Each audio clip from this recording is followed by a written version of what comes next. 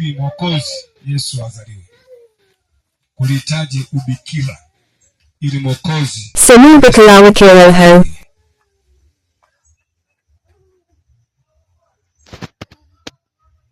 kulihitaji ubikira ili Mwokozi Yesu azaliwe. Tutakuwa na maeneo mawili ya kusoma, lakini tutaanza eneo la kwanza katika Injili ya Luka sura ya kwanza mstari wa 26 mpaka 35. Somo letu, kulihitaji ubikira ili Mwokozi Yesu azaliwe. Luka sura ya kwanza mstari wa 26 mpaka 35. Hebu tusome. Uliopata hapo, uliofika hapo, tusomee hatua kwa hatua. Karibu. Naenda kusoma. 6. Malaika Gabrieli alitumwa na Mungu kwenda mpaka mji wa Galilaya, jina lake Nazareti, kwa wanamwali bikira aliyekuwa ameposwa na mtu jina lake Yusufu, wa mbari ya Daudi, na jina lake bikira huyo ni Mariamu. Akaingia nyumbani kwake, akasema, salamu, uliyepewa neema, Bwana pamoja nawe. Naye akafadhaika sana kwa ajili ya maneno yake, akawaza moyoni, salamu hii ni ya namna gani? Malaika akamwambia, usiogope Mariamu, kwa maana umepata neema kwa Mungu. Tazama, utachukua mimba na kuzaa mtoto mwanaume, na jina lake utamuita Yesu.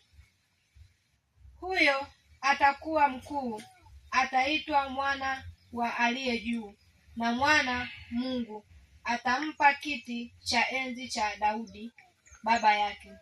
Atamiliki nyumba ya Yakobo hata milele, na ufalme wake utakuwa hauna mwisho. Mariamu akamwambia malaika, litakuwaje neno hili, maana sijui mume? Malaika akamjibu akamwambia, Roho Mtakatifu atakujulia juu yako, na nguvu zake aliye juu zitakufunika kama kivuli. Kwa sababu hiyo, hicho kitachozaliwa kitaitwa kitakatifu, mwana wa Mungu. Amina. Kulihitaji ubikira ili Mwokozi azaliwe. Kabla ya kuendelea, tuone maana ya ubikira ni nini.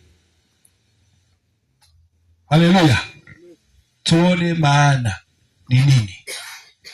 Naomba hapa napoanza kwenye msingi unikamate vizuri. Maana kubwa ya neno ubikira tunaiona kwenye swali ambalo Mariamu aliuliza.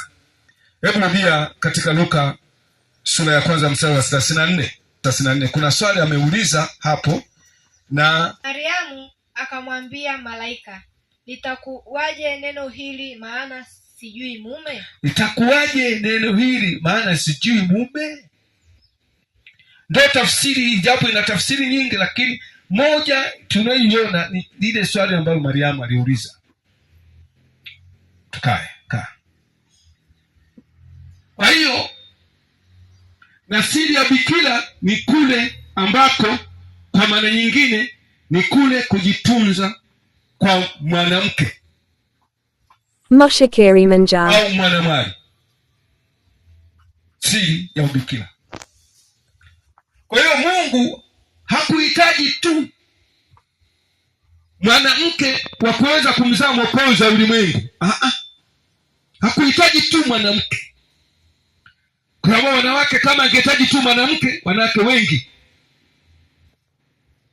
Lakini alihitaji mwanamke mwenye sifa ya ubikira ili ampitishe Mwokozi wa ulimwengu, ili apitishe kitu chake chema duniani apitishe baraka katika ulimwengu, alihitaji mwanamke mwenye sifa ya ubikira. Tofauti ya hapo, mwanamke mwingine ambaye hakuwa na hiyo sifa, ile baraka isingemkuta, bali ni yule ambaye mwenye sifa hiyo. Na tunaangalia ikamkuta mwanamke ambaye kwa wakati wake bikira. Mwanamke atatakiwa awe bikira, lakini ataitwa Mariamu. Ilitabiriwa sifa ya huyo mwanamke. Hebu twende Isaya 7 mstari wa 14.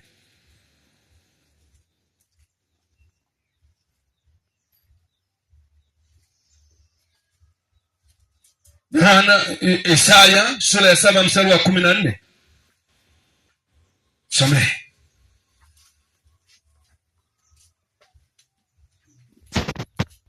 Naenda kusoma. Ndio. Kwa hiyo Bwana mwenyewe atawapa ishara.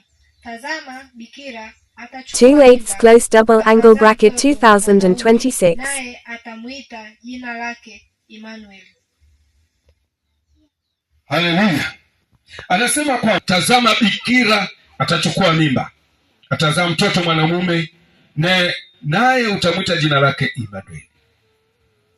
Kwanza mstari 23, kuanzia mstari wa 22 mpaka 23 inazungumza maana ya Immanuel. Ikarudia tena ule unabii Isaya aliyozungumza.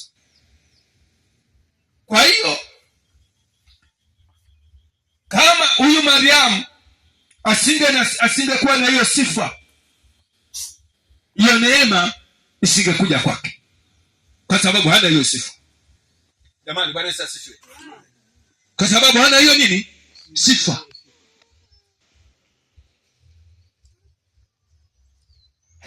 Bwana Yesu asifiwe. Haleluya. Unajua, wakati nasoma hizi habari kasema Mungu yuko kwenye umakini wa mambo yake. Yuko makini sana. Na hata duniani yuko makini. Duniani Mungu hayuko ovyo ovyo kama tunavyodhani. Yuko kwenye umakini mkubwa wa kwake. Bwana Yesu asifiwe. Na katika Biblia tunaona makundi mawili ya mabikira. Andika hivi. Katika Biblia kuna makundi mawili ya mabikira.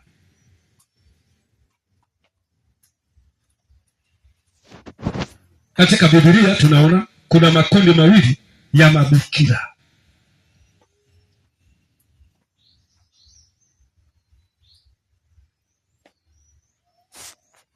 Kwanza ni kundi la jinsia wanadamu, ambao jinsia ya kike au jinsia ya mwanamke. Kundi hili, mtoto anapozaliwa, anapokuwa mpaka mwanamwali, anakuwa na hii sifa. Lazima mwanamke yote anayezaliwa duniani, mwanamke, hii sifa ni jambo Mungu ameliweka kwake, eneo la ubikira. Ndio maana kwa taifa la Israeli ilikuwa wao kwanza ubikira ndio ilikuwa ni sheria. Kama mwanaume anayemwoa hata mkuta bikira, huyo mwanamwali lazima aingie kwenye matata. Tunaelewana watumishi wa Bwana? Bwana Yesu asifiwe. Nataka unielewe hapa. Kama sio bikira, baba yule mtoto na mama yule mtoto na mtoto wengine, utaingia matatani. Maana yake umechukua mahali ya mtoto wako ambaye sio bikira. Kwa hiyo ulikuwa unatunzwa. Mtu anatunza. Sababu ni nini? Muda wote ikaja baraka, inakuja baraka ya kuolewa, baraka fulani. Hiyo baraka inatakiwa niwe katika sifa gani? Bikira.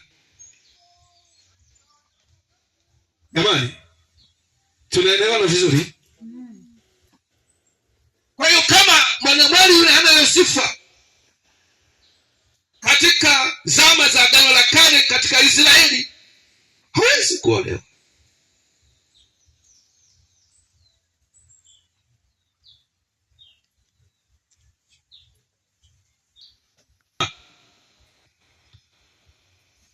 Baba na mama yule wanaingia kwenye shida, na kama anayo ile alama lakini